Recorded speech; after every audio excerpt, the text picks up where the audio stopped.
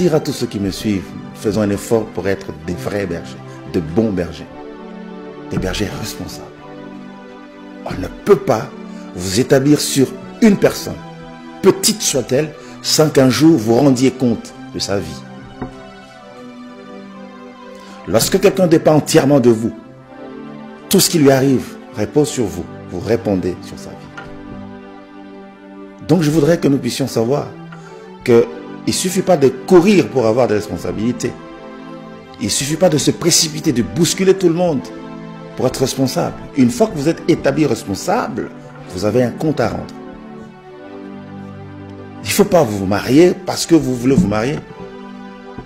Vous devez prendre soin de votre épouse et respecter votre épouse. Sinon, vous rendrez compte de la façon dont vous l'aurez traitée. Il y a des gens qui n'ont pas compris, qui sont parents, qui sont papas, pour aider les enfants, pour les aimer, pour les accompagner dans leur vie jusqu'à ce qu'ils atteignent la majorité et qu'ils deviennent à leur tour aussi des bergers. Mais tant qu'ils sont encore des brebis sous votre responsabilité, vous répondrez de leur vie.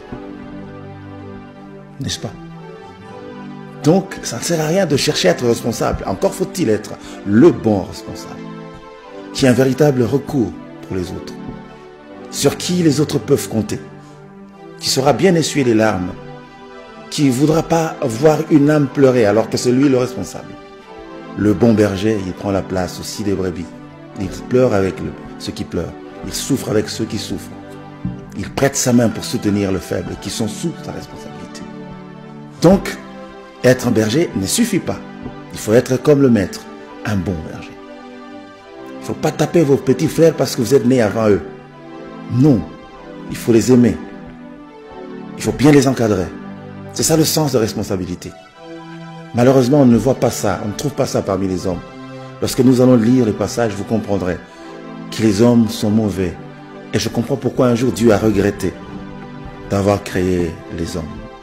La Bible dit Dieu s'est repenti. Certainement, il a dit, qu'est-ce qui m'a poussé à créer ces gens?